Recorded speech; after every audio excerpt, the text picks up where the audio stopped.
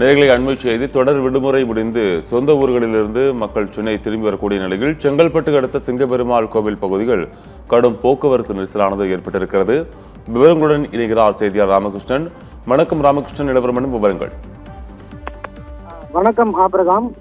பள்ளிகளுக்கு அரையாண்டு தேர்வு விடுமுறை மற்றும் கிறிஸ்துமஸ் ஆங்கில புத்தாண்டு என தொடர் விடுமுறை காரணமாக சென்னையிலிருந்து தங்களின் சொந்த ஊர்களுக்கு ஏற்கனவே தென் மாவட்டத்தை நோக்கி சென்றிருந்த மக்கள் நேற்று முதல் தொடர்ந்து இன்று வரை சென்னையை நோக்கி மீண்டும் படையெடுத்து வருகின்றனர். நாளை வழக்கம் போல் பள்ளிகள் மற்றும் அலுவலகங்கள், தனியார் அலுவலகங்களும் வழக்கம் போல் செயல்பட உள்ள நிலையில் தென் மாவட்டத்திலிருந்து சென்னை நோக்கி படையெடுத்து வருகின்றனர்.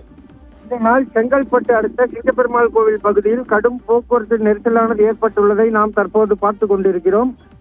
சிங்கப்பெருமாள் கோவில் முதல் திருச்சேரி வரை ஏராளமான வாகனங்கள் நீண்ட வரிசையில் காத்திருப்பதால் சென்னை தேசிய நெடுஞ்சாலையில் போக்குவரத்து நெரிசலில் வாகனங்கள் சிக்கி தவிக்கின்றன. இது ஒரு புறம் இருக்க, மற்றொரு புறம் 108 ஆம்புலன்ஸும் கடும் போக்குவரத்து நெரிசலில் சிக்கி தவிக்கின்றது.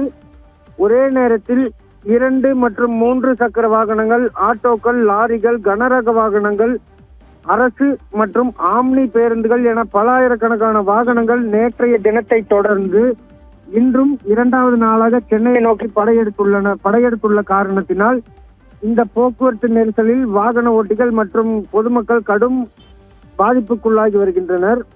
மேலும் இந்த போக்குவரத்து நெரிசலை போக்குவரத்து புலனாய்வு பிரிவு போலீசாரும் ரோந்து போலீசாரும் சரி செய்யும் பணியில் தற்போது ஈடுபட்டு வருகின்றனர். ஆபிரகாம்,